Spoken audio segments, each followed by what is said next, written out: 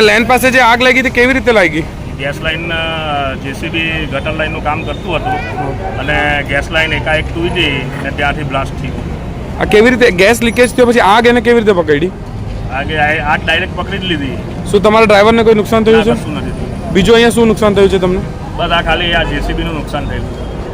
તમે જ્યારે અહીંયા આગ કામ કરો છો ત્યારે તમે સેફટી ફીચર્સના શું ધ્યાન રાખો છો? આ રેસિડેન્શિયલ એરિયા છે તો બધું જ બેરિકેડિંગ ને બધું જ કરેલું હતું.